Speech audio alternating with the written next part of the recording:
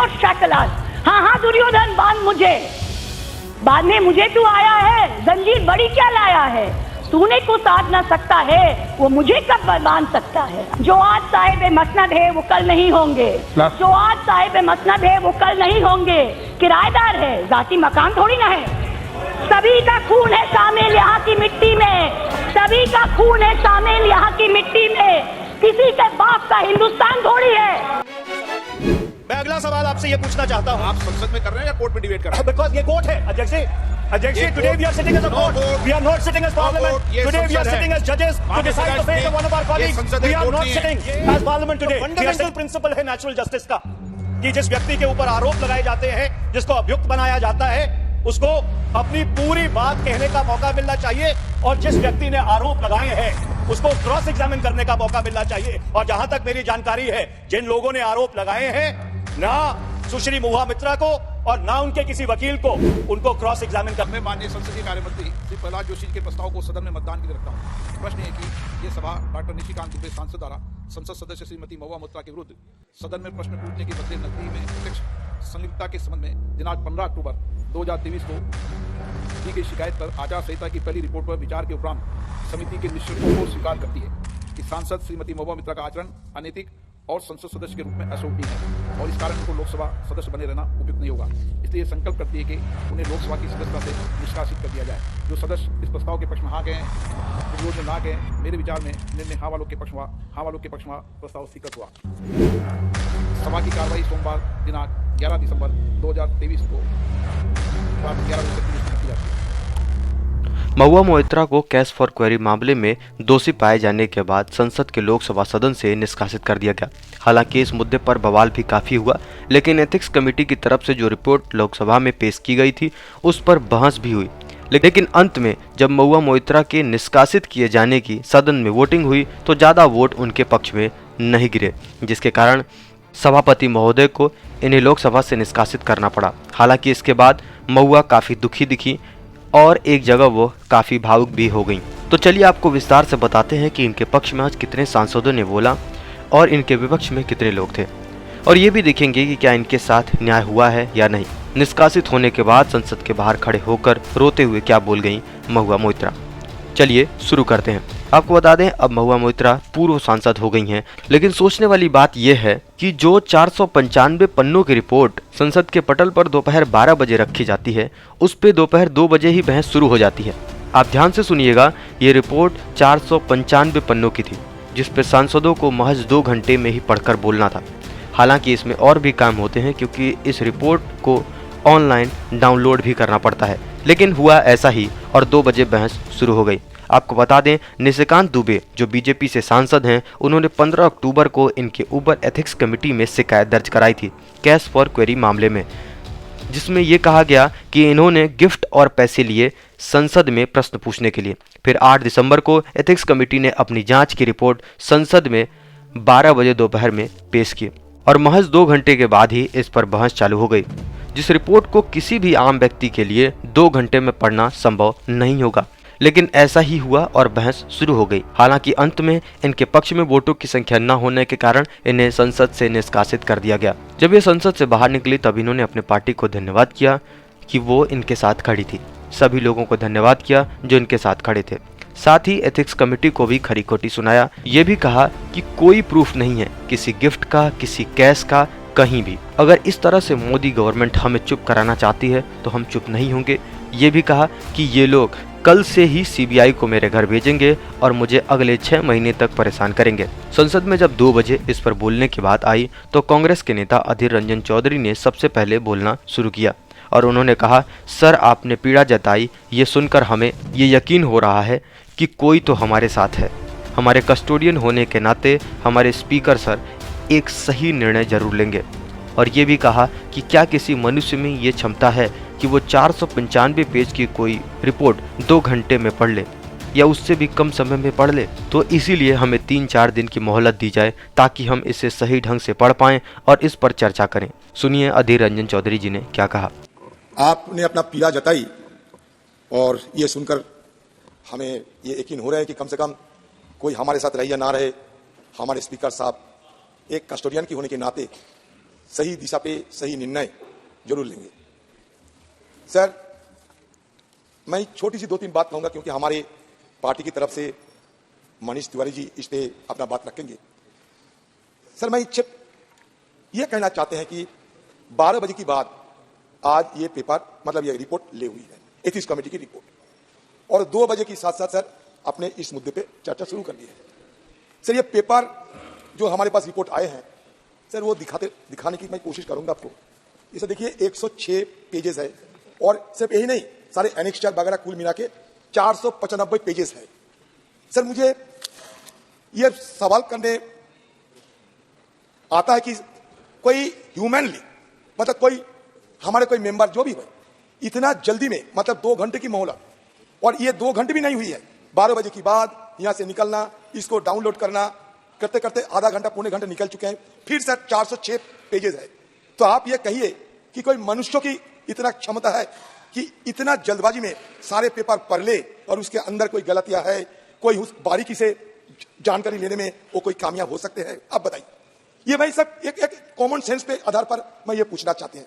तो इसलिए मैं आप मेरा तरफ से, मेरी पार्टी की तरफ से सर आपसे ये मांग भी रखी है कि 3-4 दिन की मोहलत आप दिया करो, और इस बीच हम सही ढंग से पढ़े, विचार विमर्श करें, और फिर सदन में आकर एक सही ढंग से चर्चा कर, जो आप चाहते हैं, मर्यादा को रखते हुए, उच्च कोटि मर्यादा को पालन करते हुए हम सदन में विस्तार पर चर्चा करें। क्योंकि सर ये एक छोटी मुद्दा नहीं, ये एक नजीर बन के जाएंगे। ये नया सदन एक इसके बाद कांग्रेस से ही सांसद हैं मनीष तिवारी, आनंदपुर साहिब, पंजाब से। इन्होंने भी बोलना शुरू किया, और इस बीच मनीष तिवारी और सभापति महोदय के बीच बातों में थोड़ी गर्मी भी दिखी, और सभापति महोदय इनकी कुछ बातों से नाराज दिखे। साथ ही मनीष ने न्यायिक प्रक्रिया पर भी सवाल उठाए और कहा कि जिस व्यक्ति को अभियुक्त बनाया गया है उसको पूरी बात रखने का तो मौका मिलना ही चाहिए। अरे हम क्या ज्यादा कुछ मांगे हैं? ये रक्षा मंत्री जी है। मनीष तिवारी जी, हो गया ना इनका विषय? 1 मिनट राम गोपाल जी प्लीज। अध्यक्ष जी, मुझे 31 साल वकालत करते हुए, और कई बार ऐसा मौका आया है कि जल्दी में बहस करनी पड़ती है, पर शायद आज पहली बार किसी कागज को बगैर संज्ञान में लिए मैं बहस करने के लिए खड़ा हुआ। ये बड़ी विडंबना है कि 12 बजे पटल के ऊपर रिपोर्ट रखी जाती है और 2 बजे उसकी बहस लगा दी जाती है। जैसे अधीर रंजन जी ने कहा, heavens would not have fallen, आसमान नहीं गिर जाता अगर 3-4 दिन हमको दे दिए जाते कि इस कागज को, ये जो रिपोर्ट है, इसको संज्ञान में लेकर, इसको पढ़कर अपनी बात एक अच्छे ढंग से हम इस सदन के समक्ष रख सकते, क्योंकि एक बहुत ही संवेदनशील मामले के ऊपर यह सदन फैसला करने जा रहा है। पर अध्यक्ष जी, मैं 4-5 चीजें जो बहुत ही बुनियादी हैं और जो नेचुरल जस्टिस से और जो मौलिक अख्तियार हैं उनसे जुड़ी हुई हैं, उसके ऊपर मैं जरूर अपनी बात कहना चाहता हूं।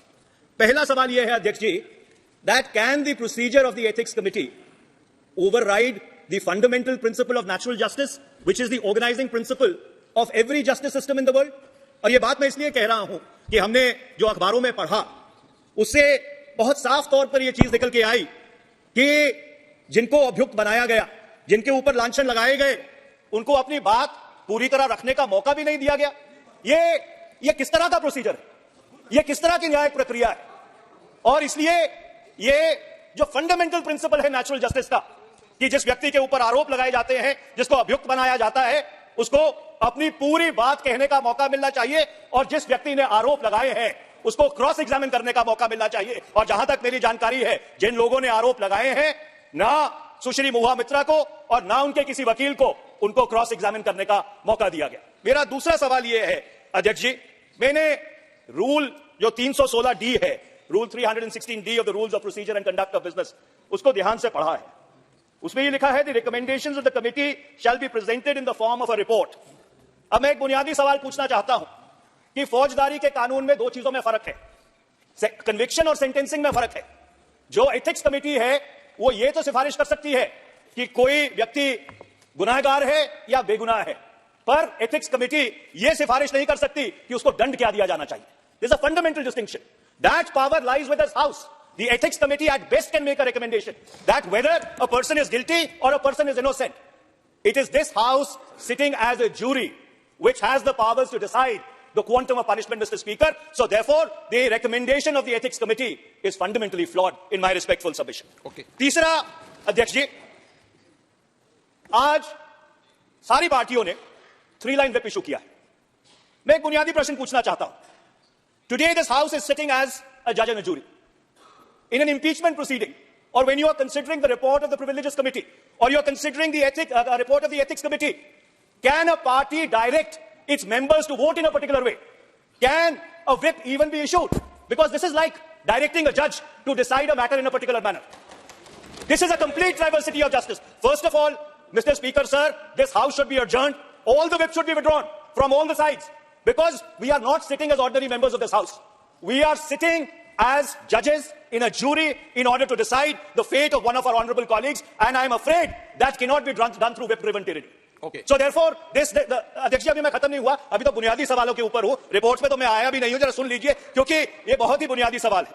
मैं अगला सवाल आपसे ये पूछना चाहता हूं. आप संसद में कर रहे हैं या कोर्ट में डिबेट कर रहे हैं? Because ये कोर्ट है, अध्यक्ष जी.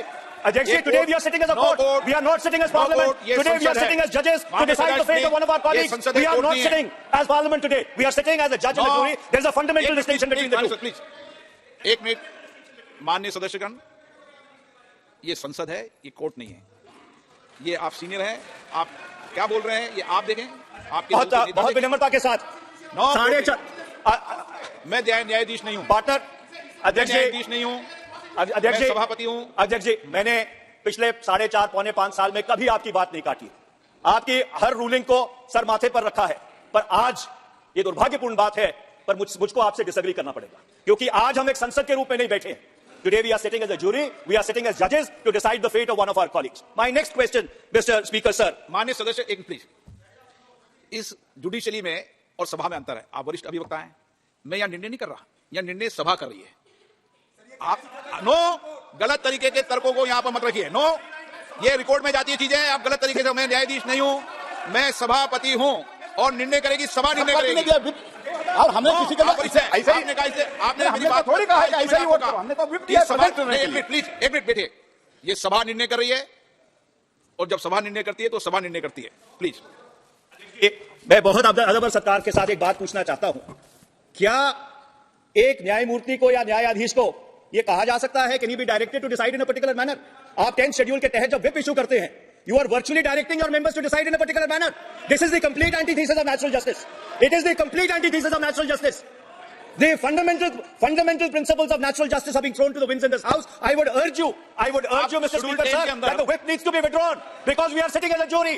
The whip needs to be withdrawn. आप अभी नहीं सुनिए.